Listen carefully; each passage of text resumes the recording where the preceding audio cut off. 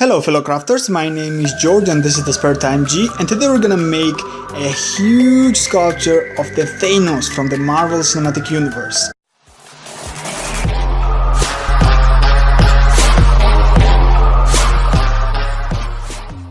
If you enjoy my content, consider subscribing and clicking the notification bell to get notified once I upload a new video. So as always, I start out the building by making this cheapest possible frame for me. This is made from the 1.5 liter bottle of orange juice and covered up with the paper.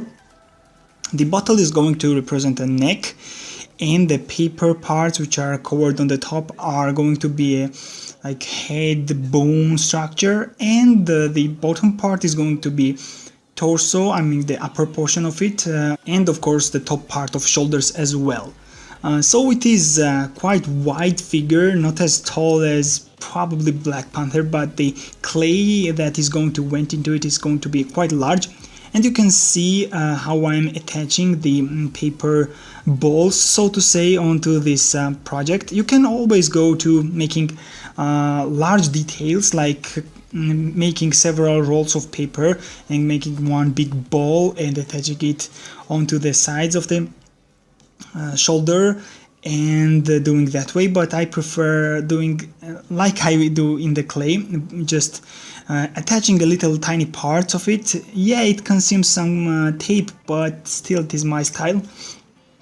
And I want to, of course, cover the whole torso, the bottom part, as much as possible, so I can conserve the clay and also make the whole statue as light as possible. So this is the finished version of our frame. I'm quite happy with this result. It turned out to be quite tight and it really covers a lot of volume. If I have made the whole thing with clay, you can see it will be very heavy. I don't bother with the symmetricality, it's not very symmetrical, but it's not a problem. I will fix it using clay, which I'm going to attach to it right now. And this is of course the second stage of my sculpting process, to cover the whole frame up with clay.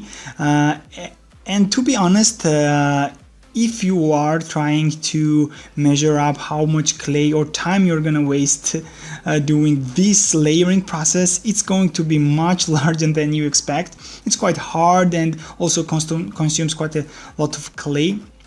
And here's the finished product of my clay layering process. It was quite time consuming, but still I'm quite happy with this result. And now I have some base on which I can start adding little more details and carving out the shapes of the muscles of the character. Here you can see that I have measured up the places where the basic muscles are going to be. The back neck muscles, so to say, and those are called traps. I'm going to fill those places with the clay, of course, and this is going to be the chest outline. Of course, as you can see, the chest goes beyond the shoulders made for the frame, but I have to attach more clay on sides to make those shoulders. The frame actually was narrower than I was planning at these proportions, so the final product is going to be a little larger than this frame is, and probably will consume a hell of a lot of clay as well. Now what we need to do is use some more clay and just carefully layer out the chest, also fill in the gaps and make quite a tight contact with the bottom, I mean with the table, so there are no gaps and something like that, so the statue will be looking quite nicely. And here you can see I'm starting this process. It's much easier as the base is quite sturdy than the squishy paper layer, so it won't take as long as... Here you can see I have made some progress making the layering, and even right now the whole muscular stature of the character is showing up. Right now I need to make some back muscles as well. And of course I will work on the chest in the further after that. I have made the same outline using the clay tubes to showcase where the muscle is going to be added on the statue, and at the same time I'm going to thicken up the chest as well as the trap muscles and make it a little more bulkier. As you can see, it is wider but not that as thick in proportions to cross section. Here you can see the result of my second layering process. I have made chest quite thicker and as well made some back muscles, which looks quite neat in my opinion. But as you can see, the shape is for the necked body, and Thanos is covered up in the MCU. He is covered up with not an armor but with some outwear, which is going to blend those details and shapes of the muscles that we will take care later. Now we will need to make the shoulders, and here you can see that I have made quite a work doing the shoulders. Those are made from clay, of course, but inside though there are simple paper balls. Just make sure not to make those balls quite large, or otherwise you will distort the shape of the desired statue. And I have also added some muscles on the back side of the sculpture, and yeah, in my opinion it looks quite neat.